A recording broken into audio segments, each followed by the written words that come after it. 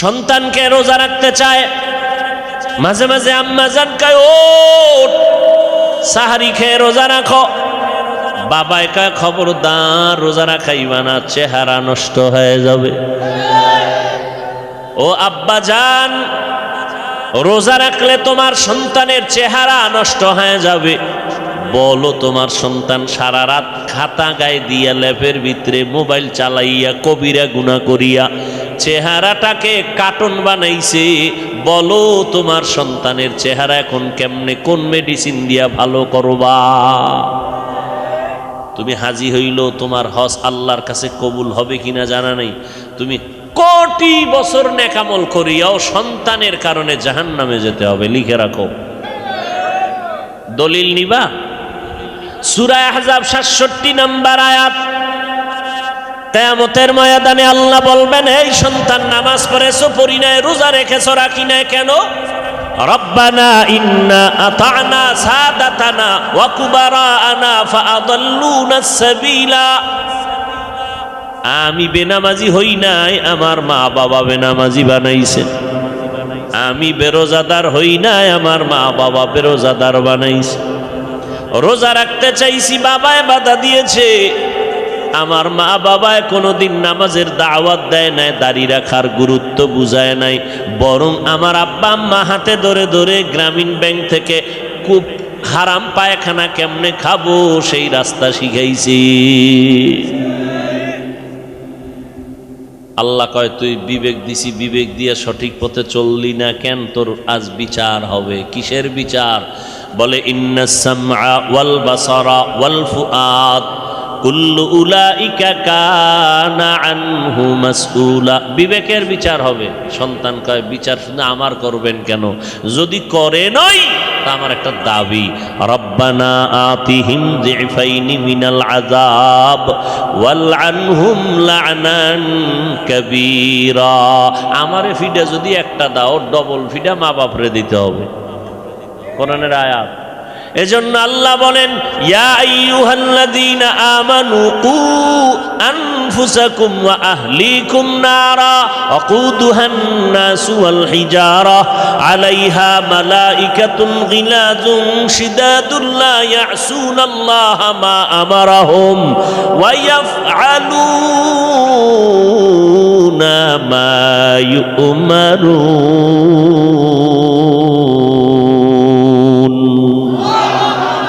ও মুমিনেরা, জাহান্নামের আগুন থেকে নিজেকে বাঁচাও, তোমার আহালকে বাঁচাও। আগে কারে বাঁচাইতে কইছে? হুজুরেরে। কারে বাঁচাইতে কইছে? দেখছেন নি? নিজেকে।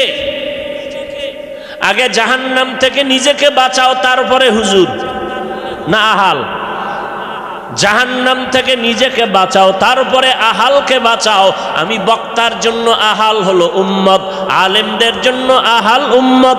আমি স্বামী হিসাবে আমার আহাল স্ত্রী, আমি আব্বা হিসাবে আমার আহাল আমার সন্তান, আমি ইমাম হিসাবে আমার আহাল মুসল্লি, আমি মেম্বার হিসাবে আমার আহাল ওয়ার্ডের মানুষ, আমি চেয়ারম্যান হিসাবে আমার আহাল ইউনিয়নের মানুষ, আমি সরকার হিসাবে আহাল হলো গোটা দেশের মানুষ। আহালকে বাঁচাও, নিজে না পাইছা না, আগে নিজে বাঁচা লাগবে। ও মেম্বার, তুমি আগে বাঁচো। তার মানে খাটের তলে তেল আগে ঢুকাও। কি বুঝে? আল্লাহ কি বুঝায় আর বান্দা কি বুঝে? জাহান্নাম থেকে নিজে বাঁচো, এরপরে তোমার ওয়ার্ডের মানুষকে বাঁচাও। তুমি নামাজ পড়ো, ওয়ার্ডওয়ালাদের নামাজি বানাও। তুমি পর্দা করো, ওয়ার্ডের মানুষকে পর্দাওয়ালা বানাও। তুমি হালাল খাও, তোমার জনগণের হালাল খানা দাও। কি? তুমি সুদ খাইও না, জনগণ থেকে সুদ নিও না। জান্নাত পাওয়া বড় সহজ, আবার বড় কঠিন। ও মা বাবা, তোমার সন্তানের বাঁচাও, নিজেও জাহান্নাম থেকে বাঁচো, সন্তানের বাঁচাও। এরে আব্বা জান, এরে আম্মা জানেরা, জাহান্নাম থেকে নিজে বাঁচেন, নিজেও রোজা রাখেন, সন্তানকেও রোজা রাখান, নিজেও 5 ওয়াক্ত নামাজ পড়েন, সন্তানকেও নামাজি বানান, নিজেও হালাল খান, সন্তানেরও হালাল জাদা বানান, নিজেও পর্দা করেন, সন্তানেরও পর্দা করান, নিজেও রোজা রাখবেন, তারাবি পড়বেন, সন্তানেরও তারাবিওয়ালা বানাবেন। ও এলাকার মুসলমান, না হয় কিয়ামতের দিন আহালকে না বাঁচানোর কারণে হাসরের ময়দানে আমি কর্তাকে হিসাবের কাঠগড়ায় দাঁড়াতে হবে। আমি ইমাম সাহেব মুসল্লিদেরকে যদি জাহান্নাম থেকে বাঁচানোর চেষ্টা না করি, হাসরের ময়দানে মুসল্লিদের দায়িত্ব পালনের অবহেলায় আসামির কাঠগড়ায় আমাকে দাঁড়াতে হবে। কথা ঠিক নেই? এজন্য আল্লাহ বলেন, ও বান্দা, তওবার দরজায় ফিরে আসো, আমি জীবনের গুনাহ মাফ করে দিব। আমি তোমাদের এত আদর করে বানাইছি, আমি চাই না তোমরা কেউ জাহান্নামে যাইবা, কারণ জাহান্নাম বড় ভয়ঙ্কর। এই জমিন থেকে অতীতের বিজ্ঞানীরা থিওরি দিয়েছে, গবেষণা করে বলছে 9,30,00,000 মাইল উপরে ওই সূর্য, যদিও হিসাবটা তাজা মিথ্যা কথা, কারণ সূর্যের 1000 কোটি ভাগের কাছে এখনো পর্যন্ত কেউ পৌঁছতে পারে নাই, পারেও কিনা জানা নাই, কারণ সূর্যের এত তাপ। এরপরও যদি কিছু টাইমের জন্য ধরে নেই 9,30,00,000 মাইল উপর থেকে সূর্যের গরম, বাইরে গিয়া দাঁড়াইয়া থাকা যায় না, কিন্তু হাসরের ময়দান যেদিন কায়েম হয়ে যাবে, ওই দিনেই সূর্যটা মাথার উপরে নেমে আসবে, জমিনটা হয়ে যাবে তামা। আবার অন্য দিক থেকে জাহান্নামের আগুনের গরম। কি উপায় হবে সেদিন? ও যুবক, তোমার মতো কত যুবক আল্লাহর মোহাব্বত নিয়ে দেখো একবেলার নামাজও বাদ দেয় না, স্কুল কলেজে পড়ে, ঠিক ওই নামাজ ছাড়ে না। তোমার মতো যুবক সন্তান র্যাব, আর্মি, পুলিশ, বিডিআরের চাকরি করে নামাজ বাদ দেয় না, রোজা ভাঙ্গে না, অথচ তুমি রোজা রাখতে পারো না। আমার 6 বছর, 7 বছর, 9 বছরের কন্যা একটা রোজাও ভাঙ্গে না। 6 বছর থেকে আমরাও রোজা ভাঙ্গি নাই। রোজা রাখতে যদি এক রাত্র না উঠাই, কয় না খাইয়া থাকবো, কেন উঠাইলা না? আর তোমার 25 বছর হয়ে গেল, একটা রোজা রাখো না, তুমি রাখতে গিয়েও পারো না, অর্ধেক দুপুর বেলা ভেঙ্গে ফেলো, মাকে বলো আমি পারি না। কিয়ামতের দিন দেখবি মা জান্নাতে যাবে, তুমি জাহান্নামে যাইবা। ও আল্লাহর বান্দারা, তুমি আমি তো কোনো মানুষের কাতারেই নাই, শুধু সুরতে আছি মানুষ, ভেতরটা পশুর থেকেও খারাপ। কিন্তু এই জমিনে ইতিহাসের পৃষ্ঠায় যাদেরকে মানুষ বলিয়া কষ্টি পাথর হিসাবে আমরা পেশ করি, যাদের সোয়ালাইগা হাজারো কোটি বেনামাজি দুনিয়াদারেরা জান্নাতের সন্ধান পেয়েছেন, সাহাবায়ে কেরাম, আম্বিয়ায়ে কেরাম, নবীদের কোনো গুনাহ নাই। আছে? কেউ যদি ধারণা করে গুনাহ আছে, তারা বাতেল, তারা ভণ্ড। এই নবীদেরকে অপরাধী মনে করার মতো কিছু টুপিওয়ালাও আমাদের জমিনে আছে না নাই? এরা কয় আমরা ইসলাম চাই। যারা নবীদের সমালোচনা করবে, খোদার কসম এদের দ্বারা কোনোদিন ইসলাম হবে না। আসতে বলেন কেন? কেউ ভণ্ডদের মুরিদ হইছেন মনে হয় না? যারা সাহাবায়ে কেরামের বিরোধিতা করে, আল্লাহর কসম এদের দ্বারা কোনোদিন ইসলাম কায়েম হবে না। এরা ক্ষমতায় গেল ইসলামকে জবাই করবে, জবাই। লিখে রাখো। বলবেন হাফিজ ভাই, তো যদি তারা ইসলাম না মানে তো ইসলামের সাইনবোর্ড লাগায় কেন? তোমাকে পাওয়ার জন্য। কারণ তুমি ইসলামের ব্যানার দেখলে দৌড় দিবা। তোমার মনটাকে পাওয়ার জন্য ব্যানার লাগাইছে, উপরে লেবেল লাগানো মধু, বোতলের ভেতরে বিষ ঢুকানো। লেবেল লাগাইছে আমরা ইসলাম চাই, ভেতরে নবীর সুন্নত নাই, নবীর বিরোধিতা। সাহাবায়ে কেরামের বিরোধিতা, আউলিয়ায়ে কেরাম যারা মানে না, ওলি যারা মানে না, আউলিয়া মানে না, আল্লাহর কসম তারা ভণ্ড। এই মনে থাকবে, যারা বলে আমরা ওলি মানি না, আউলিয়া মানি না, খোদার কসম তারা, এদেরকে যারা ভণ্ড বলবে না তারাও ভণ্ড। সাবধান ও যুবক, এখনো সময় আছে রে বাবা, নবীর তরিকার মালা গলায় লাগাও। অবৃদ্ধ বাবাজি, সন্তানের কারণে যেন আসামির কাঠগড়ায় দাঁড়াতে না হয়, কবরে গেলে আযাব না হয়, এখন থেকেই সন্তানের পায়ে দইরা হলেও নামাজ পড়ান, রোজা রাখান, গুনাহ থেকে সন্তানের ফিরানোর চেষ্টা করেন। পর্দার আড়ালের আম্মা জান, এমন একটা সন্তান দুনিয়াতে রেখে যাবেন, সন্তান ডাক্তার হলে কি হবে, 5 বেলার নামাজ পড়ে কোরআন পড়ে দোয়া যেন করতে পারে সেই ব্যবস্থা করে যান। সন্তান ইঞ্জিনিয়ার হবে, প্রফেসর হবে, আলহামদুলিল্লাহ, দোয়া করি। তবে আদর্শ ইঞ্জিনিয়ার বানায় যাবেন, যে সন্তানের আদর্শ দেখে মানুষ দোয়া করবে, মুরব্বীরা দোয়া করবে, এলাকাবাসী দোয়া করবে, মা বাবা কবরে গেলে সন্তান দোয়া করবে। এখন থেকে আপনার আমার দায়িত্ব সন্তানকে বাঁচানো। রমাজান আপনাকে ডাকতেছে, তওবা করু। নবীজি বরদোয়া করেছেন রোজাদারের জন্য। কত কঠিন কথা। ও রোজাদার, রমাজান পাইয়া যারা জাহান্নাম থেকে নিজেরে বাঁচাইতে পারলা না, গুনাহমুক্ত হতে পারলা না, আমি মুহাম্মদ আল্লাহ তোমার উপরে লাআনতের বরদোয়া করেছেন, ফেরেশতাদের লাআনত, আমি নবীও তোমার উপরে লাআনত পড়ার জন্য আমিন বলেছি। আমিন। তোমার উপরে লাআনত পড়ুক। রমাজান পাইলা, জাহান্নাম থেকে মুক্ত হতে পারলা না, আল্লাহর অভিশাপ তোমার উপরে, ফেরেশতাদের অভিশাপ তোমার উপরে, আমি নবীও তোমার উপরে অভিশাপ দিয়া গেলাম। নবীও বরদোয়া করে গেলেন। অতএব রমাজানের 10 দিন রহমতের শেষ, মাগফিরাতের 10 দিনের আজ কি ভাইরা আমার, কি পরিমাণ রহমত পেয়েছেন একটু হিসাব করেন।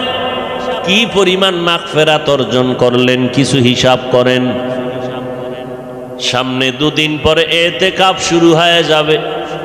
20 দিনের মধ্যে যাদের গুনাহ থেকে এখনো নিজেরে কন্ট্রোল করতে পারো না, 10 দিনের জন্য ঘরে ঢুইকা যাও, মসজিদে যাইয়া এমন কান্না কাঁদো, আল্লাহর কোরআন পড়ো, তাসবিহ পড়ো, সারা রাত তাহাজ্জুদ পড়ো, সবে কদর তালাশ করো, এমন ভাবে কান্নাকাটি করো বাজানো, ঈদের চাঁদ ওঠার আগে ঘোষণা হয়, ফেরেশতারা বলবে এই বান্দার জীবনের আমলনামায় কোনো গুনাহ নাই।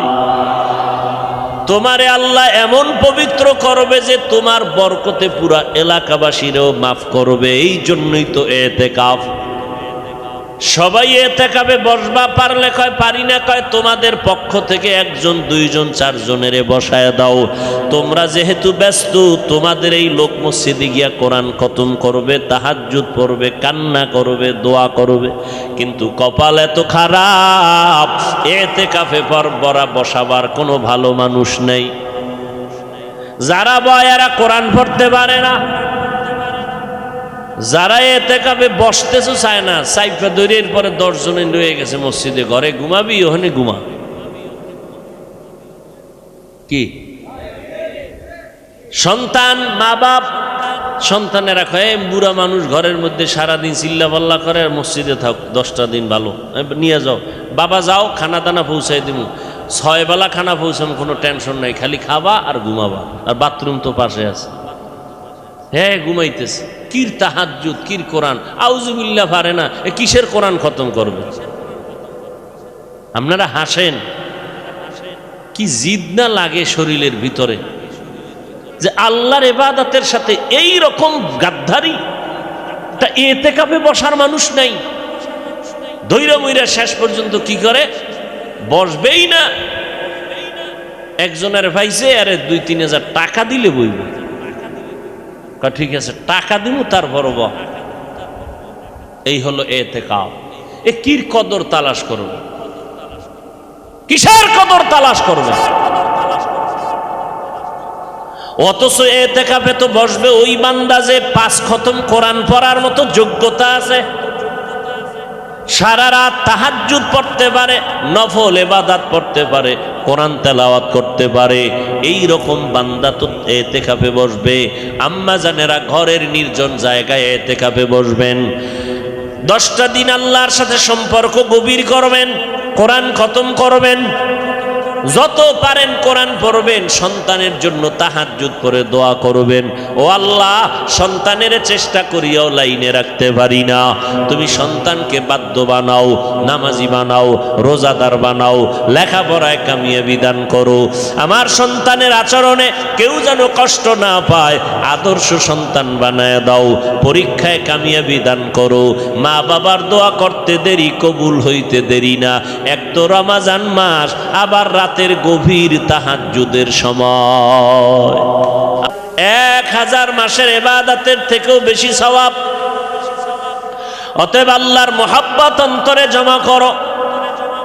আল্লাহ তওবার পথে ডাকতেছেন, পাহাড় সম পরিমাণ গুনাহ যদি করো, আমার রহমতের দরজা বড়, ফিরে যাইও না, আমি আল্লাহ তোমারে ক্ষমা দিব। আসো ও যুবকেরা, দুনিয়ায় সূর্যের গরম সইতে পারো না, গুনাহ করে করে জীবনটা শেষ। আজকে আমি বক্তা, তুমি শ্রোতা, আমি ইমাম, তুমি মুক্তাদি, তুমি ডাক্তার, আমি রোগী। আলাদা আলাদা ভাগ আছে। র্যাবের পোশাক আলাদা, পোশাক দেখলেই কয় র্যাব, ঠিক নি? পোশাক দেখে কয় আর্মি, সম্মান করে র্যাব। ভয়, যেদিন সাদা কাফনে ঢুকবি ওই দিন টের ভাবি কে র্যাব, কে আর্মি, কে হুজুর, কে শিক্ষিত, কে ধনী, কে গরিব। আল্লাহ বলেন জাহান্নামে দিতে চাই না, এরপরে তুমি গুনাহ করিয়া জাহান্নামের পথে দৌড়াচ্ছ। আমি সেখান থেকে টেনে বের করার জন্য নবী পাঠাইলাম, কিতাব দিলাম, হাদিস দিলাম, তারা তোমাদের বুঝাবে, আলেমরা বুঝাইতেছে, পিসাবরা বুঝাইতেছে, বিভিন্নভাবে তোমাকে গুনাহ থেকে বাঁচানোর সবক দিতেছে। এরপরও যেহেতু জাহান্নামে যাবি, একটু গিয়া মজাটা বুঝে দেখ জাহান্নামটা কেমন। যেহেতু যাবি, আমিও রাস্তা খুলে দিলাম, যা।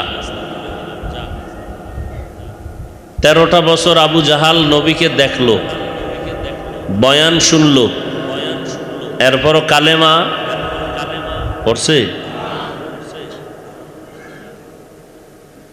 কেন? সে জাহান্নামে ইচ্ছা করে যাবেই। আপনারা জানেন মিথ্যা কথা বলা হারাম, জানেননি?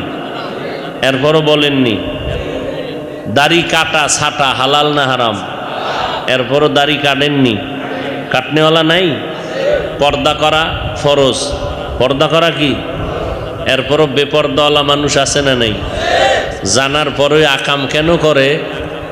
আলেমরা বুঝাইতেছে, কোরআন বুঝাইতেছে, হাদিস বুঝাইতেছে, এরপরেও এই অপরাধ কেন করে? ও চাইতেছে আমি জাহান্নামে যাব। আল্লাহ কয় যখন যাবি তো রাস্তা খুলে দিলাম, যা। কিন্তু আমি 1 সেকেন্ডের জন্য চাই না আমার এই মহব্বতের কোনো বান্দাবান্দি জাহান্নামে যাক, চাই না। তার দলিল কি? 1 নাম্বার দলিল, তোরে বানাইছি আমি খুব আদর কইরা।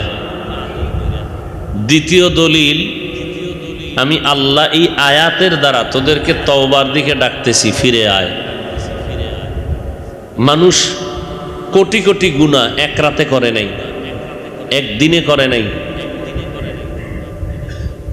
অল্প অল্প গুনাহ করতে করতে করতে করতে আজ 80 বছর মনে হয় গুনার পাহাড় হয়ে গেছে। আল্লাহ বলেন 80 বছর লাগায় অল্প অল্প করে যেই পরিমাণ গুনাহ করছো, আমি আল্লাহ তোরে কি পরিমাণ মায়া করি জানো? আমার কাছে ক্ষমা চাবি, টোটাল 80 বছরের গুনাহ 1 সেকেন্ডে সব মাফ। আদালতে মামলা হইছে, মার্ডার মামলা, হত্যা মামলা। হত্যা মামলার ধারা আলাদা, রায় আলাদা, বিচারক আলাদা। আর এক মামলা হইছে একই ব্যক্তির নামে ধর্ষণ মামলা, আর এক মামলা ডাকাতির মামলা, আর এক মামলা দুর্নীতির মামলা। এক এক মামলার বিচারক আলাদা, রায় আলাদা, হাজিরা আলাদা, ঠিক নি? রায় আলাদা। এক মামলায় যাবজ্জীবন, এক মামলায় এতশো টাকা তোমার জরিমানা, এতশো হাজার টাকা জরিমানা দাও। এই এক এক মামলার এক এক রায়, শুনানি চলতেছে, চার্জশিট হচ্ছে, সাজা হইতেছে। আল্লাহ বলেন তুই কত ধারায় কত অপরাধ করছো? ধর্ষণ করছো? আমার আদালতে খাতায় লেখা আছে তুই ধর্ষণের মামলার আসামি। আমার তোর আমলের খাতায় লেখা আছে তুই চুরির মামলার আসামি, তুই জালেমের মামলার আসামি। আমি আল্লাহ কোনো ভিন্ন আদালত বানাই নেই। তোর 80 বছরের হাজারো ধারার মামলা আছে, আমার কাছে আলাদাভাবে শুনানিও দেওয়া লাগবে না যে আমি এই এই এই এই মামলার আসামি। আল্লাহ বলেন খালি বলবি আমি অপরাধী, তোর জীবনের সব ধারার মামলা 1 সেকেন্ডে শেষ। এইরকম একজন আপন আছে পৃথিবীতে? কেউ? মা বাবা আছে? নেই। স্বার্থের টানে মা বাবা সন্তানকে জবাই করে, সন্তানকে ত্যায্য করে দেয়, সন্তানকে ঘরবাড়ি ছাড়া করে দেয়। আর আল্লাহ কি পরিমাণ অপরাধ তো করলাম, এরপর আল্লাহ ডাকতেছেন ইয়া ইবাদি, হে বান্দারা। আল্লাহ যদি বলতেন হে মুমিনেরা, তাহলে শুধু মুমিন তওবার সুযোগ পেত, বেঈমান পেত না। আল্লাহ এখানে মুমিন মুসলমান আলাদা করেন নাই। আল্লাহ বলেন যারা আমার বান্দা তোমরা তাড়াতাড়ি ফিরে আসো, তওবার পথে আসো। অপরাধ করেছো, আমি তওবার দরজা খুলে দিলাম, তওবা করবা। যেই লাইনেই থাকো, যেই ধর্মেই থাকো, তোমরা আমার বান্দা যদি হও আসো, আমি জীবনের গুনাহ মাফ করে দিব। এ হিন্দু ধর্মের মানুষ, তুই আমার বান্দা। খ্রিস্টান ধর্মের মানুষটা তুই আমার বান্দা। তুই ঈসা নবীর বান্দা না। ইহুদি ধর্মের মানুষেরা তোরা মুসা নবীর বান্দারা, আমার বান্দা। বান্দা বললেই তো প্রমাণ আল্লাহর বান্দা, আর কারো বান্দা নাই। এরপরেও আল্লাহ বলেন আমার বান্দা যারা আছো আয়। বান্দা বললেই প্রমাণ আল্লাহর বান্দা। আমার বান্দা কেন বলেছেন? আল্লাহ বলেন আমার বান্দা বলার কারণ, দুনিয়াতে অনেক মানুষ ক্ষমতার পাওয়ার পাইয়া আমি আল্লাহর বান্দা স্বীকার করতে চায় না। আমি আল্লাহ ওদের হুঁশিয়ার সংকেত দিয়ে দিলাম, তোরা বৌদ্ধ ধর্মের অনুসরণ করলে কি হবে? গৌতম বুদ্ধ তোদের মালিক না, তোদের মাবুদ আমি আল্লাহ। তোরা আমি আল্লাহরই বান্দা, আর কারো বান্দা না। অপরাধ করেছো, আয় ফিরে আয়, তওবা করবি, আমি সব গুনাহ একত্রে মাফ করে দিব। আতিনা ফি দারে দুনিয়া না হাসান, আতিনা ফি দারে উকবা না হাসান, ইয়া গিয়াসাল মুস্তাগীসিন হদিনা লাফতিখারা বিল উলুমি ওয়াল গিনা।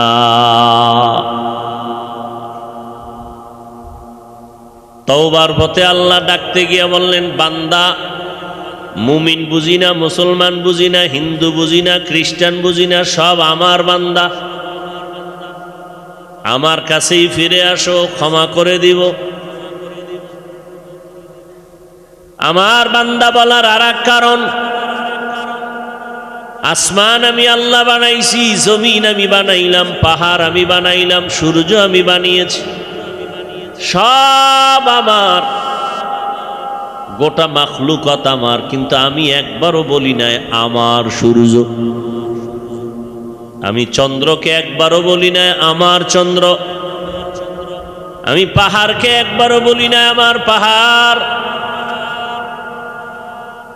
দুনিয়ায় সব আমি বানাইছি। বাতাস এত দামি একটা সম্পদ, একবারও বলি না আমার বাতাস। আমি আল্লাহ তওবার দিকে ডাকতে গিয়া বললাম আমার বান্দা। আমার সূর্য বানাইছি আমি, আমার কেন বলি নাই? চন্দ্র বানাইছি আমি, আমার কেন বলে দাবি করি নাই? কারণ আমার জন্য আমি কিছুই বানাই নাই। সব মাখলুকাত বান্দা তোর জন্য বানাইছি, আর তোরে আমি আল্লাহর ইবাদতের জন্য বানাইছি। সব বান্দা তোমার গোলাম, তুমি বান্দা কার গোলাম? আল্লাহর গোলাম। অতএব তোমরা আমারই বান্দা। আসো আমার দরবারে ফিরে আসো। আমার বান্দা বলার আর এক কারণ, আমি তোমাদের বেশি মোহাব্বত করি। বেশি মোহাব্বত করি বান্দা। আল্লাহর সাথে তোমার আমার মোহাব্বতের মাঝখানে একটা মাধ্যম আছে, সূত্র আছে, সেই সূত্রের নাম ইবাদত। আল্লাহর সাথে আমার বন্ধুত্ব মোহাব্বতের সূত্রের নাম কি? ইবাদত। ইবাদত যারা করবে তাদের নাম আবদ বা আবেদ। যার ইবাদত করবে তিনি হবেন মাবুদ। আল্লাহ হলেন মাবুদ, আমরা হলাম বান্দা বা আবদ। মাঝখানের সম্পর্কের নাম হলো ইবাদত। এজন্য সৃষ্টির শ্রেষ্ঠ নবী রাহমাতুল লিল আলামিন কেও আল্লাহ বলেছেন আমার বান্দা। নবীকেও আল্লাহ বান্দা বলেছেন। সুবহানাল্লাযী আসরা বিআবদিহি লাইলাম মিনাল মাসজিদিল হারাম ইলাল মাসজিদিল আকসা। আমি আমার প্রিয় বান্দাকে ভ্রমণ করাইলাম বাইতুল্লাহ থেকে বাইতুল মাকদিস পর্যন্ত। আমরাও কার বান্দা? হিন্দু কার বান্দা? ইহুদি কার বান্দা? সৃষ্টির শ্রেষ্ঠ নবীজি কার বান্দা? নবী এত দামি, কোরআন শরীফে কোথাও নবীর নাম ধরে ডাকেন নাই। মূসা নবীর নাম ধরে ডাকলেন, ওয়ামা তিলকা বিয়ামিনিকা ইয়া মূসা। ঈসা নবীর নাম ধরে আল্লাহ কোরআনে ডাকলেন, ইয়া ঈসা ইবনে মারইয়াম। ইব্রাহিম নবীর নাম ধরে ডাকলেন, ওয়ানাদাইনাহু আইয়া ইব্রাহিম। কিন্তু আমার নবীর নাম কোরআনের কোথাও নামটা উল্লেখ করে ডাকেন নাই। যেখানে যেখানে আমার নবীকে ডাকার প্রয়োজন, সম্বোধন করার প্রয়োজন, সেখানে এমন নাম ছাড়া এমন কিছু অলংকার যুক্ত শব্দ আল্লাহ চয়ন করেছেন, যেই শব্দগুলোর ব্যাখ্যা বুঝার জন্য সময়ের ব্যাপার। ইয়া আইয়ুহাল মুযাম্মিল কুমিল লাইলা ইল্লা কালিলা। ইয়া আইয়ুহাল মুদ্দাসসির ইয়াসিন তাহা। নবীর সুন্দর সুন্দর শব্দ নবীর শানে আল্লাহ ব্যবহার করেছেন, নাম নেন নাই।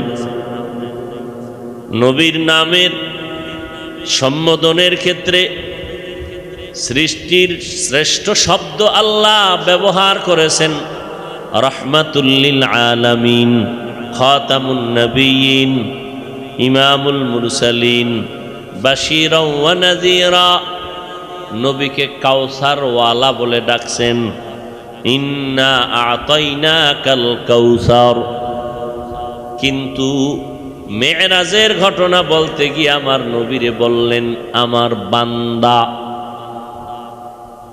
কারণ আল্লাহ বান্দা বলে ডাকার কারণ, আল্লাহর সাথে মাখলুকতের মধ্যে শ্রেষ্ঠ মানুষ, এদের সাথে আল্লাহর সম্পর্কের মাধ্যমের নাম ইবাদত।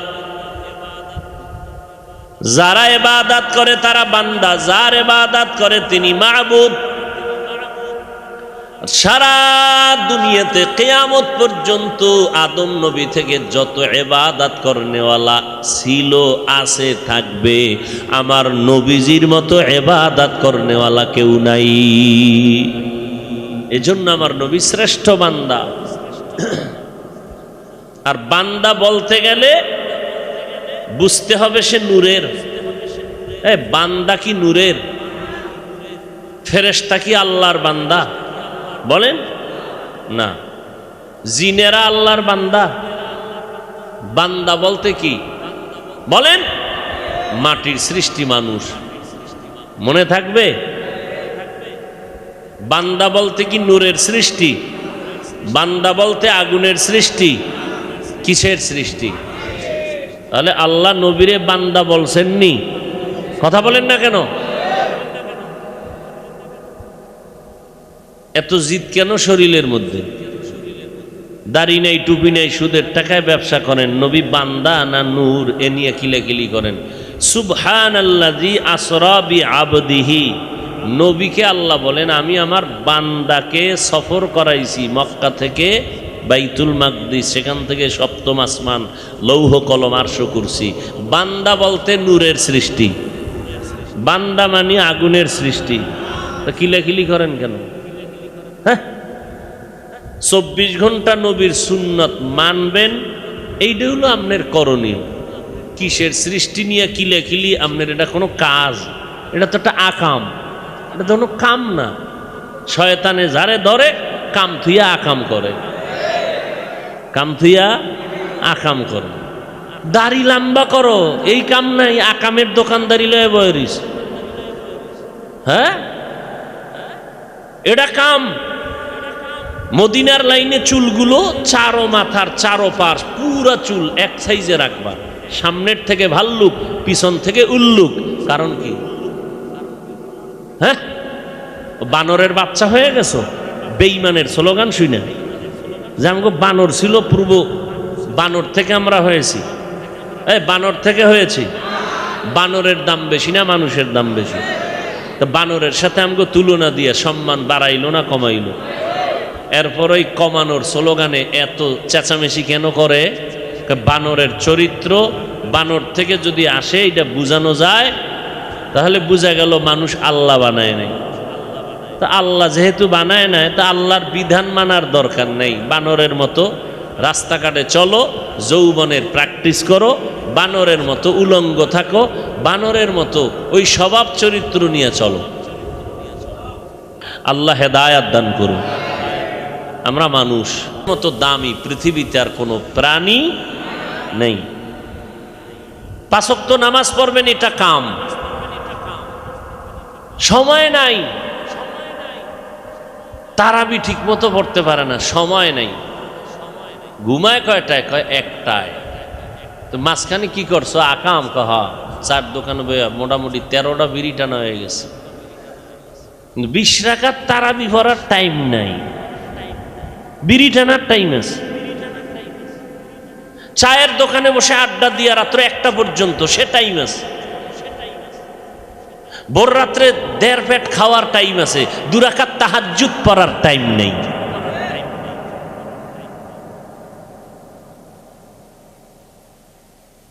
বড় আফসোস। এজন্য নবী বরদোয়া করেছেন। বলেন কে বরদোয়া করেছেন? কোন নবী? বলেন। রোজাদারের জন্য। বলেন কার জন্য? লেখেন, কাগজ কলম লয়ে বইবেন, মোবাইলের গুল্লি মারি, মোবাইল ধরবেনই না। দেখেন না ছোট ছোট বাচ্চাদের হাতে মোবাইল। এদের বাপ মা আসলে বাপ মা নাকি আল্লাহ জানে, বাচ্চার হাতে মোবাইল তুলে দিছে বাপ মা। তো এই সন্তান বাপেরে মারবে না তো কি করবে? আল্লাহ হেদায়াত দান করুন। বাচ্চার হাতে একটা মোবাইল দিয়ে দিছে, এটা হলো মায়ের কাম, এটা বাবার কাম। একজন আদর্শবান মা এটা কেমনে করে? আদর্শবান একজন বাবা কিভাবে বাচ্চার হাতে মোবাইল তুলে দেয় স্বেচ্ছায়? আর ওই মোবাইল নিয়ে চালাইতে চালাইতে বোবা হয়ে গেছে, কথা কয় না। কয়েকজন আইসে দোয়া নিতে, হুজুর একটু দোয়া করেন। কি কথা কয় না? এমনকি কি গজবে ঢুকাই দিছো না? সবসময় মোবাইল চালায়, এখন আর কথা কয় না। ওই মোবাইল দিলে ভাত খায়, না দিলে খায় না। কি ঠিক নেই? কথাই কেন? কারণ কি? 24 ঘন্টা মোবাইলের মধ্যে রাখছে, কার্টুন মাটন দেখাইছে, উর্দু, হিন্দি, ফার্সি, এটির মধ্যে ছিল ইংলিশ। এখন আম্মু খাওয়া শিখে নাই, আব্বু খাওয়া শিখে নাই, সালামু আলাইকুম শিখে নাই, ধন্যবাদ শিখে নাই, কেমন আছেন শিখে নাই। তো জিজ্ঞা, এই নাম কি? ও বোবার মতো চাই রয়েছে। বয়স কত? 7 বছর। সেদিন দোয়া নিতে এসে, দোয়া। 7 বছর। কেমন আছো? নাম কি? বোবা। এই কি কথা কয় না কেন? কয় কথা কয় না। আকামটা কে করছে? আল্লাহ না মা বাপ? হাদিস শরীফে নবী বলেন, আমি আল্লাহ রাব্বুল আলামিন সন্তানকে নূরের আলো দিয়ে দুনিয়াতে পাঠায়, মা বাপ ওই সন্তানরে বেঈমান বানায়।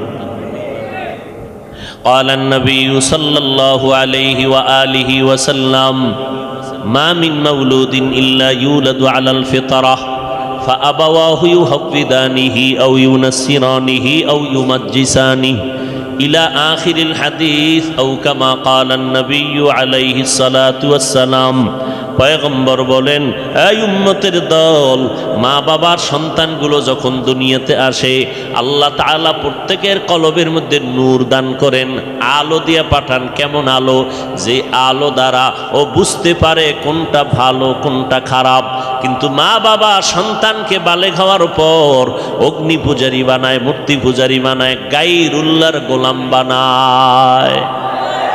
কিসের? সব শেষ বাহাদুরি। মোহর আর কবরে যাওয়ার আগেই বাহাদুরি শেষ।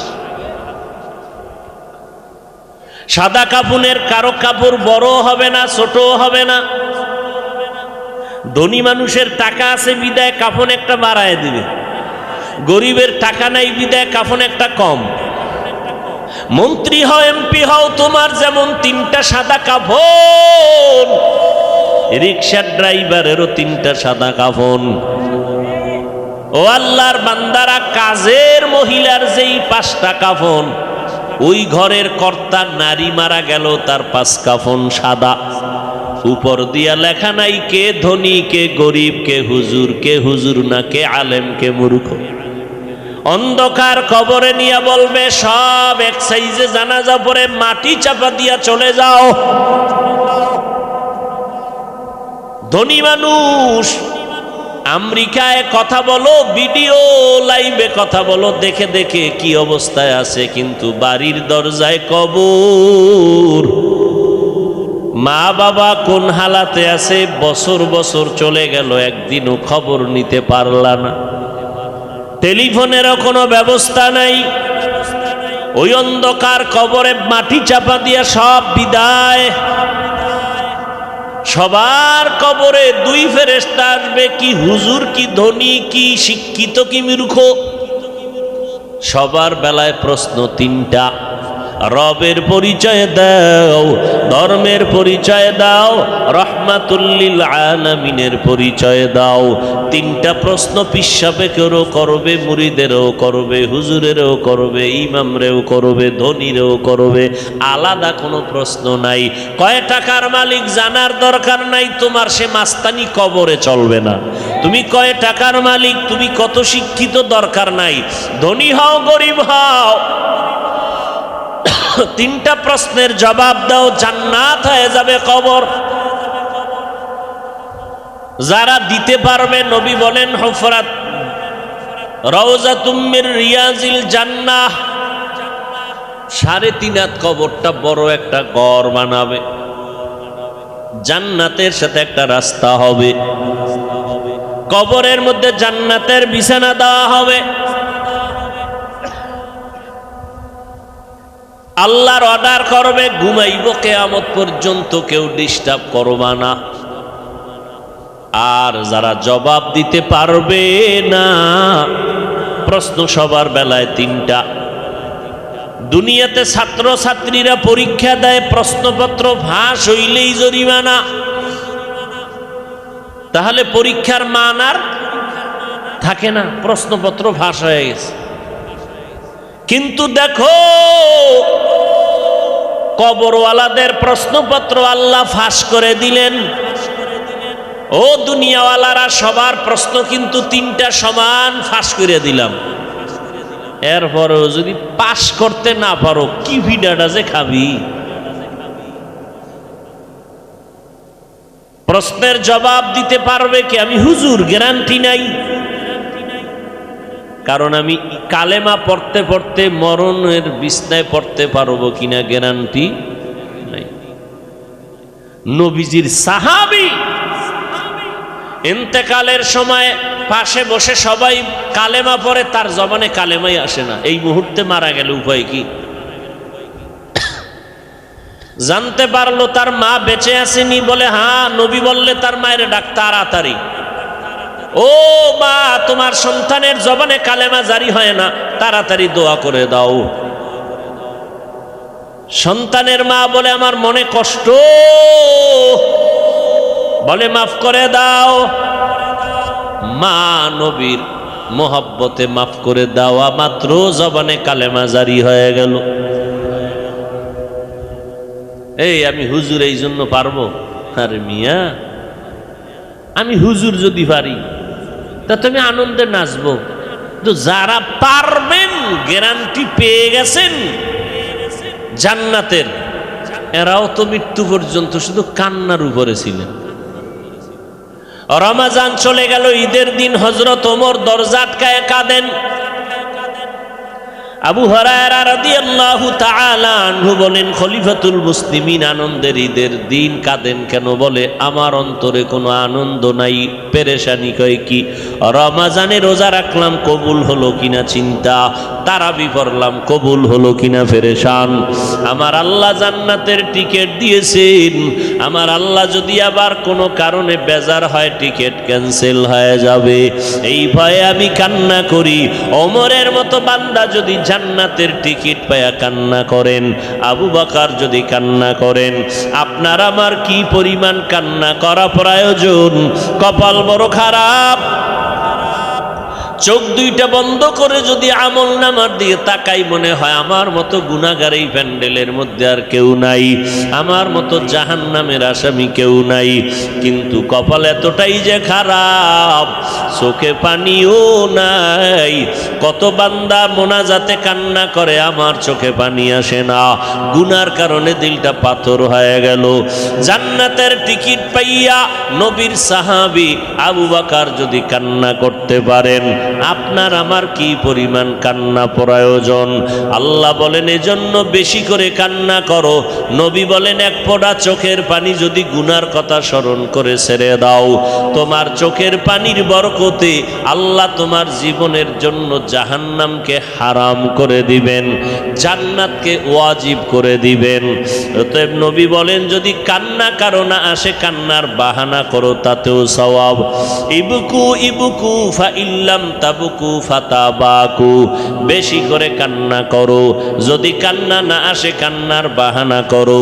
নবীজি হাদিস শরীফের মধ্যে বলেন, গাভীর ওলান থেকে দুধ বের করে ভেতরে যেমন ঢুকানো সম্ভব না, যারা চোখের পানি ছেড়ে জাহান্নামের ভয়ে কাঁদবেন, আল্লাহর নবী বলেন আমার আল্লাহ তাকে আর জাহান্নামে কখনো ঢুকাবেন না। ও পর্দার আড়ালের মা বোনেরা, এত জিন্দেগি ভর যত অপরাধ করেছেন, বেপর্দায় চলেছেন, তওবা করেন। আগামী রমাজান পাওয়ার কোনো গ্যারান্টি নাই। রমাজান দেখতে না দেখতে 20টা রোজার শেষের দিকে চলে আসলাম। রহমত পাইলাম কিনা জানা নাই, মাগফিরাত অর্জন হলো কিনা জানা নাই। সামনে নাজাতের দিন শুরু হয়ে যাবে। আল্লাহর কাছে তওবা করেন, মনে মনে আল্লাহকে বলেন, ও আল্লাহ, এই বয়সে কত মা কবরে চলে গেল, কত বোন কবরে চলে গেল, কিসের টাকা কিসের বাড়ি গাড়ি। আজকে আপনি যদি মরিয়া যান, আপনার স্বামী নতুন ভাবে আর একটা বিবাহ করিয়া আনন্দের জীবন যাপন করবে। আপনি মা মরে গেলে আপনার খোঁজ নেওয়ার মতো আপনার কাউরে পাইবেন না। আপনার সন্তানেরা কয়েকদিন কান্নাকাটি করিয়া আর খবর নিবে না। এরা দুনিয়ার টাকা পয়সা পাইয়া আনন্দে আত্মহারা হয়ে যাবে। যাবে রে মা, এখনো সময় আছে, চোখের পানি ছেড়ে তওবা করেন। একটু নিজের জীবনের দিয়ে তাকায় দেখেন, আমার মাওলার দরবারে কিন্তু যেদিন দাঁড়াইবেন সূর্যের গরম সইতে পারবেন কিনা। আমার আল্লাহর আদালত বড় ভয়ঙ্কর আদালত। এখনো সময় আছে, মরিয়া গেলে কি এমন একজন দিনদার স্বামী, কোরআন পড়নেওয়ালা স্বামী আপনি নিয়েছেন যে মরিয়া গেলে কোরআন পড়ে দোয়া করবে? এমন একজন কোরআন পড়নেওয়ালা সন্তান কি দুনিয়াতে বানাইতে পারছেন যে আপনি মরিয়া গেলে সন্তান কোরআন পড়ে দোয়া করবে? ও বৃদ্ধ বাবাজি, মরার পরে কি কামাই করলেন হিসাব করেন। দুনিয়ার কামাই তো কম করেন নাই, বাড়ির অভাব নাই, গাড়ির অভাব নাই, টাকার অভাব নাই, জমিনের অভাব নাই, ফসলের অভাব নাই, কিন্তু এই ক্ষণস্থায়ী দুনিয়া ছাড়িয়া যেদিন কাফন পরিয়া কবরে যাবেন, হাসরের মাঠের কোনো সম্পদ অর্জন করলেননি। দুনিয়াতে বাড়ির মালিক হইয়া মানুষ আপনাকে বাড়িওয়ালা বলে, গাড়িওয়ালা বলে, কিন্তু আপনি মরার পরে কিয়ামতের দিন কেউ কি বলতে পারবে আপনি কোরআনওয়ালার বাবা? আপনাকে কি কেউ বলতে পারবে আপনি কোরআনওয়ালার মা? বলতে পারবে আপনি সুন্নাতওয়ালা আমলকারীর মা? বাড়িওয়ালা হইলেন, গাড়িওয়ালা হইলেন, টাকাওয়ালা হইলেন, সম্পদওয়ালা হইলেন, কিন্তু কোরআনওয়ালার বাবা হইতে না পারাটা বড় দুঃখের কথা। এখনো চেষ্টা করেন কোরআনওয়ালার মা বাবা হওয়ার জন্য। আল্লাহর কোরআন নিজেও পড়েন, সন্তানকেও শিখান। পিছনের গুনার জন্য তওবা করে চোখের পানি ছেড়ে আল্লাহকে বলেন মনে মনে, আল্লাহ আর গুনাহ করব না, আর রোজা ভাঙবো না, নামাজ ছাড়বো না, তারাবি ছাড়বো না, তাহাজ্জুদ ছাড়বো না, পরিপূর্ণ নামাজ পড়বো, পরিপূর্ণ 20 রাকাত তারাবি পড়বো, পরিপূর্ণ রোজার হক আদায় করে মিথ্যা বলবো না, গীবত করব না, কারো পরনিন্দায় যাব না, কারো উপরে জুলুম করব না, কারো হক নষ্ট করব না। আল্লাহর মোহাব্বত নিয়ে যদি তওবা করতে পারেন, আমার আল্লাহ জীবনের গুনাহ মাফ করবেন। আল্লাহর কাছে তওবা করেন, ও আল্লাহ তুমি আমাদের জীবনের গুনাহ মাফ করো, তওবা আমাদের কবুল করে নাও। ও যুবকেরা, দাড়ি কাটিয়ে আর নবীরে কষ্ট দিও না, নবীজির সুন্নতের পোশাক আর দূরে ফালায়া দিও না রে বাবা। মরণের পরে তো সেই সুন্নতি পোশাক মাথা ঢাইকা পইরা যাবা, কিন্তু লাভ হবে না। মরণের আগে মদিনার সুন্নতের পোশাক লাগাও। আল্লাহর কাছে বলো, আল্লাহ তুমি তৌফিক দাও, আমার মনে চাই কিন্তু পারি না, তুমি তৌফিক দাও। আর দাড়ি কাটবো না, মা বাবারে কষ্ট দিব না, নবীর সুন্নত ছাড়বো না, কোরআন পড়ার চেষ্টা করব, কোরআন শিখবো, নবীর তরিকায় চলবো। আল্লাহ আমাদের সবাইকে কবুল করেন, বলেন আমিন।